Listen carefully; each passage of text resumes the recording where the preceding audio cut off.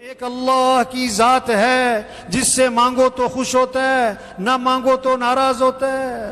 لوگوں سے مانگو تو لوگ ناراض ہو جاتے ہیں، اللہ سے نہ مانگو تو اللہ ناراض ہوتا ہے۔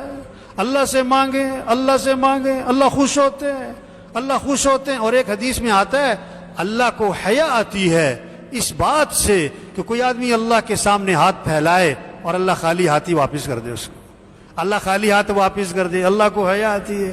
اچھا اب وہ دعا جو قبول ہوگی کیسے ہوگی ہمیں نہیں پتا، جو مانگا وہی ملے، اب ملے، سال بعد ملے، یا اس دعا کی برکت سے کوئی مصیبت ٹل جائے گی، ایسے لگے گا دعا قبول نہیں ہوئی، حالانکہ اس دعا کی برکت سے مصیبت سے بچا ہے۔ حدیث میں آتا ہے ایک مصیبت آسمان سے بندے کی طرف چل پڑتی ہے، ادھر سے یہ دعا مانگتا ہے، اس کی دعا زمین سے آسمان کی طرف چل پڑتی ہے، یہ جانے والی دعا آنے والی مصیبت کو ٹال دیتی ہے۔ وہ سمجھتا ہے دعا قبول نہیں ہوئی، حالانکہ اس دعا کی برکت سے مصیبت سے بچا ہے۔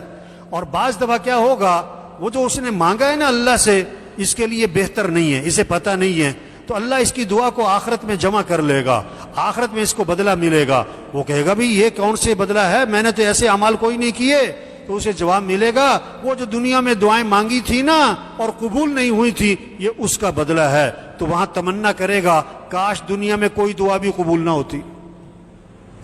تو بھائی اللہ سے مانگیں، ہم اللہ کے محتاج ہیں، اللہ سے مانگیں، اللہ خوش ہوتے ہیں۔ لمبے مانگیں، آدھا گھنٹہ مانگیں، 20 منٹ مانگیں، 2 گھنٹے مانگیں، 2 گھنٹے مانگیں، اللہ سے مانگیں۔ حدیث میں آتا ہے اللہ کے نبی نے فرمایا دعا میں اصرار کرو، یا ذل جلال والاکرام، یا ذل جلال والاکرام، یا ذل جلال والاکرام، یا ذل جلال والاکرام، یا ذل جلال والاکرام۔ کہو 50 دفعہ، کہو 100 دفعہ، اللہ کی رحمت متوجہ ہوگی۔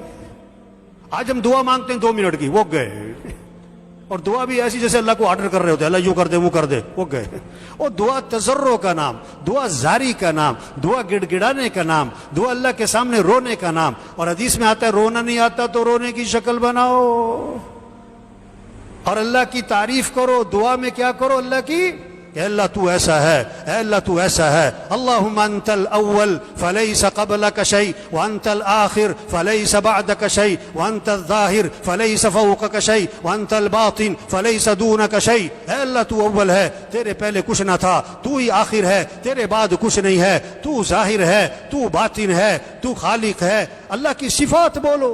ایک صحابی دعا مانگ رہے، بڑی عجیب بات، ایک صحابی دعا مانگ رہے ہیں، اللہ کے نبی کا گزر ہوا، انہیں نہیں پتا ہے، وہ اللہ کی تعریف کر رہے ہیں۔ یا من لا تراہ العیون ولا تخالطه الظنون ولا يصفه الواصفون ولا تغيره الحوادث ولا يخشى الدوائر يعلم مساقيل الجبال ومكائل البحار وعدد قطر الأمطار وعدد ورق الأشجار وعدد ما أظلم عليه الليل وأشرق عليه النهار ولا تواري منه سماء سماء ولا أرض أرضا ولا بحر ما في قعری ولا جبل ما فی وعری۔ وہ لگے میں دعا مانگنے اور اللہ کی تعریف کی ہے بڑی زبردست۔ ہے وہ ذات جس کو کوئی آنکھ دیکھ نہیں سکتی، ہے وہ ذات جس کو کوئی بیان کرنے والا بیان نہیں کر سکتا، ہے وہ ذات جس تک کسی کا وہم و گمان پہنچ نہیں سکتا، ہے وہ ذات جسے کسی قسم کا ڈر کوئی نہیں، ہے وہ ذات جس میں کسی قسم کا تغیر کوئی نہیں، ہے وہ ذات جو پہاڑوں کے وزن کو بھی جانے، ہے وہ ذات جو درختوں کے پتوں کو بھی جانے،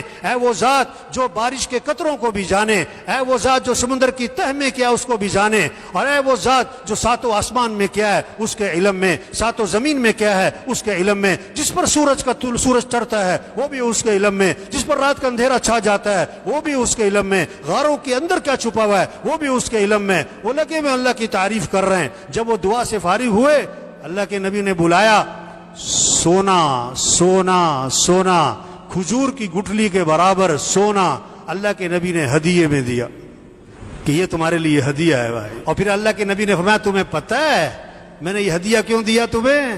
انہوں نے کہا جی میری آپ سے رشتہ داری ہے نا، اور میں رشتہ داری تو ہے لیکن آج جو میں نے تمہیں ہدیہ دیا ہے نا یہ اللہ کی خوبصورت تعریف کرنے پر دیا ہے۔ اور میرے بھائیو سارے مسئلوں کا حل اللہ سے مانگیں، ملک کے مسائل کا حل اللہ سے مانگیں، عوام کے مسئلوں کا حل اللہ سے مانگیں، حکمرانوں کے مسائل کا حل اللہ سے مانگیں، غریبوں کے مسئلوں کا حل اللہ سے مانگیں، مالداروں کے مسئلوں کا حل اللہ سے مانگیں، اللہ سے مانگیں۔ اللہ ہماری مدد کرے گا، سارے مسئلے حل ہو جائیں گے۔